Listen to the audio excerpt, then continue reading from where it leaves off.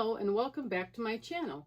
Today I'm going to be discussing my book, Awakening the Guru Within, A Practical Guide to Finding Your Purpose and Destiny.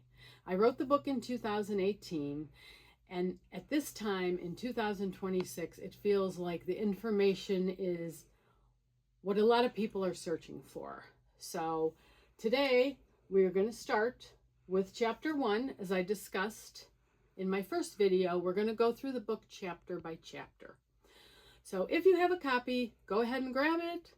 If you have a notepad, grab that as a journal and follow along. Otherwise, just sit and listen and let the information wash over you. You can always circle back and watch it again. The Guru Within. What does that mean even? Well, to me, the Guru Within means everything you need to know, everything you want to know, every question you have, every big decision, the answer lies within you, not outside of yourself. Many people go to many gurus, they take classes, they read books, they ask people, and nothing's wrong with that. It all helps you awaken the guru within yourself. And as you move forward, you can start to really trust that inner voice and know that it's true for you, no matter what anybody else says. No one really knows what you came here to do. No one knows what your soul's contract is but you. And if you don't yet, that's okay. That's what we're here to unravel. I love Jean Houston, how she referred to the guru. Her reference to the guru was, gee, you are you. And I think that's so fantastic, because everyone thinks of a guru as something outside of themselves that they have to go to, someone they have to pay, someone they have to, I don't want to say worship, but some people really get wrapped up in finding the answers outside of themselves. And I'm here to say they're all within you. And that you are the one you have waited for. So anytime you pick up a book, you call somebody, you take a training, it's all bringing you back to self. And if it isn't bringing you back to self and your own power, I would step back and just take a look. And maybe that's not for you. Right now, it's about the human conditioning awakening. People's psychic and intuitive senses are wakening up across the planet like never seen before in our lifetime. So the Guru Within speaks to you through the mind, the body, and the spirit. What does that mean? Well, there's little messages that come into your head. Oh, I wouldn't take that turn. Oh, you should buy that book. Time to get a new job. Whatever it might be. Don't go this way on the way home. Go that way. The subtle nuances and the messages that you're getting all the time. There's also synchronicities where you see the same thing over and over again. You see butterflies, you see dragonflies, you see angels, you see birds. A book falls off the shelf at the bookstore. These are things, messages that are laid out for you. When you go to nature, you can hear things that you normally may not be able to hear in your life, in your very chaotic, loud existence.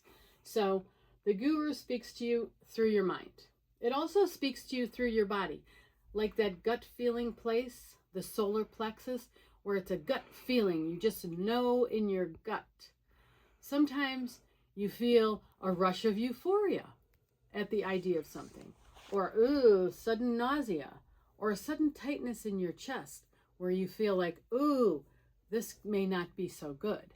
That is your guru speaking to you through your physical body and all of your physical senses. Your sight, your sound, things that you smell, things that you touch, things that you see, anywhere and everywhere. It's always trying to get your attention, even in the most subtle ways. And also through your spirit, and that's through your practices of spirituality. whatever you do, whether you meditate, whether you do yoga, whether you do Tai Chi, whether you meditate, go out for walks in nature, whatever it is you do to feed your spirit.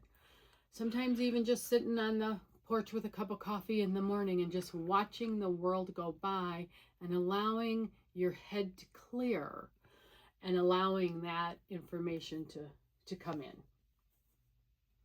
As we move forward, you're going to want to know what gets in your way. Well, we all know we're the ones who get in our own way. We are our own worst procrastinator. We are our own first stop. No, you can't do that.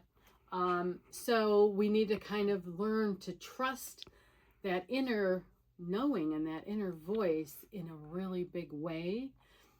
Even on the smallest things. Even manifesting just the smallest things, kind of playing with it. See, okay, I'm going to throw this out there, see what comes back to me. Another big thing about getting in our own way is navigating the tape loop in your mind. And once you start to notice your thoughts, there's a tape loop that runs in your mind constantly, behind the scenes, in the back of your mind. And every once in a while, something will come through and you're like, what's that? What's that? I don't believe that. Where did that come from? But now you're paying attention and you're like, wow, that's in my tape loop. So you can cut that piece of tape out and replace it with something that's more authentically who you are.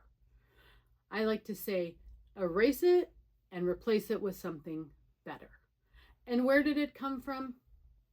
Television, teachers, family, clergy.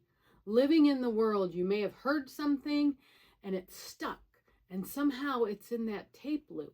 And that tape loop often doesn't have very nice things to say. So being mindful of what's going on actually in your mind is very important at this time. So beneath the chatter is where you will find the guru within. So as you begin to cut out these negative thoughts and feelings, and you begin to put things that are more authentic with you, where you're going, who you're becoming, you will begin to hear that, oh, so subtle little voice that seems way back there. And then learning to manage forces outside of yourself. And that's everybody and everything. It's traffic, it's children, it's family, it's anything and everything. There's a lot coming at us all the time. Whether it be social media, whether it be television, whether it be the news, whether it be emails, work, children, drama. So what we need to do is manage the outside forces and have the courage to say, not today. I can't today. Today's a me day. Today I'm focusing on myself and the direction in which I'm heading. We must awaken the sleeping giant within ourselves to access the messages within. And this is the journey we're about to embark on. Beginning to wake up the sleeping giant that lives within your solar plexus, within your being, that is just screaming to come out and is finally saying, yay, I'm ready. I just want to say that your timing is perfect. The guru asks you to acknowledge and to awaken that inner knowing that has always been there. And what it might feel like is a whole body experience. So when we're getting this information, sometimes if there's like a sudden knowing, or you get some information and you feel butterflies in your stomach, you feel a sudden epiphany, your heart starts racing, you have a sudden knowing, like, I just know this is what I need to do right now.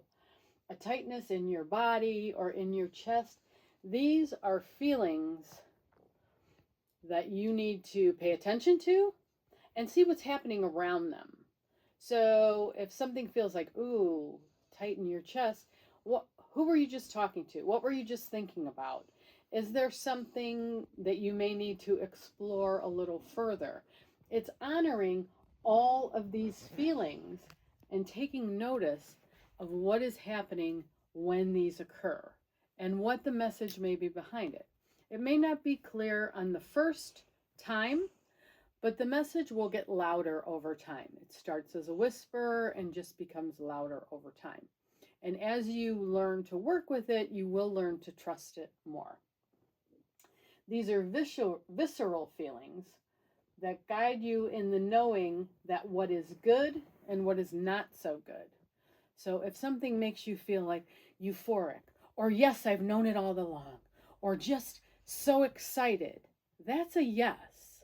If it makes you feel like, oh, I dread that, I don't want to do that, ooh, that feels bad, that doesn't feel right to me, ooh, no, not the right timing, we need to also pay very close attention to these visceral feelings that are within our bodies. The process of awakening and these visceral feelings help us to know when to take action and when to pause. Sometimes it's not a no, it's a whoa. Let's take a pause. Let's find out more information. Let's continue working with this through manifesting, through intentions, through prayer, through speaking it out, in whatever way you are bringing things into your life. Maybe it's time to pause. And there is a lot happening in the pause. Sometimes when it feels like nothing is happening, we're sort of in that zone where nothing is happening. Sometimes that is when the most is happening. You've done all the work, you've worked really hard, now you're sitting and waiting. Well, in that sitting and waiting pause time is sometimes when so much is going on behind the scenes. The universe is conspiring to bring it in at the right time. Maybe not on your timeline, but at the right time. You don't want to run off in a direction too quickly, ahead of schedule, and be like, wow, how did I get here again? Being present enough in your life means listening, watching, learning, and asking to receive. This will unfold over time, and to be patient with it. So ask to receive your guru's message. Ask it daily. Find a morning ritual. Sit in a meditative state. Sit in a prayer-like state. Do it first thing in the morning. Do it before you go to bed. Find your time to intentionally set a few minutes aside to welcome this in. And then throughout the day, you can think about it. And you can ask for information, but set an intention. Same time every day. And if you write it out, there's a lot of power behind writing things out by hand. Just know that your timing is perfect and to take it as it comes. Thanks for tuning in. Chapter 1 ran much longer than I anticipated, and I don't want the video to run too long. So if you want to tune in for our next video, and we will continue with Chapter 1 of Awakening the Guru Within, Listening to Ourselves. Thank you so much for watching, and I'll see you soon.